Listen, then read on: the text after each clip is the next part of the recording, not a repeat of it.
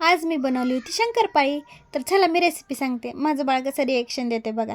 तर काय करायचं, जेवढं आपल्याला बनवायचं ना तेवढ्या प्रमाणात, म्हणजे मी आता थोडंसंच बनवलं त्याच्यामुळे मी एक वाटी घेतलेलं आहे. तुम्हाला जेवढं घ्यायचं तेवढं मोठं भांडं घेऊ शकता. त्याच्या मापाने तुम्ही घेतात. 1 वाटी साखर घ्यायची, 1 वाटी दूध घ्यायचं. त्याच्यामध्ये साखर आहे ना विरघळायला कोमट करून घ्यायचं. नंतर ना मग खाली उतरल्यावरती तूप टाकायचं आणि त्याच्यानंतर ना त्या मिश्रणामध्ये जेवढं बसेल तेवढाच मैदा घ्यायचा बरं का, जास्तीचं नाही घ्यायचा. आणि बसत पण नाही, ते छान गोळा होईल बघायचं. जर कमी पडत असेल तर अजून मैदा टाकायचा.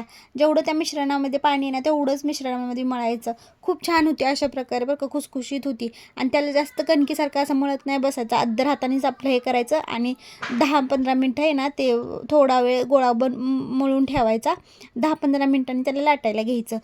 खूप छान होती बरं का, खुसखुशीत होती आणि पदर पण सुटतात त्या शंकरपाळीला खूप छान. मी तर दरवेळेस अशाच पद्धतीने बनवते. माझ्या मुलीला खूप आवडते. मी काही जास्त बनवली नाही कारण ती फक्त एकटी खाती, जास्त नाही, आम्ही दोघं पण नाही खात.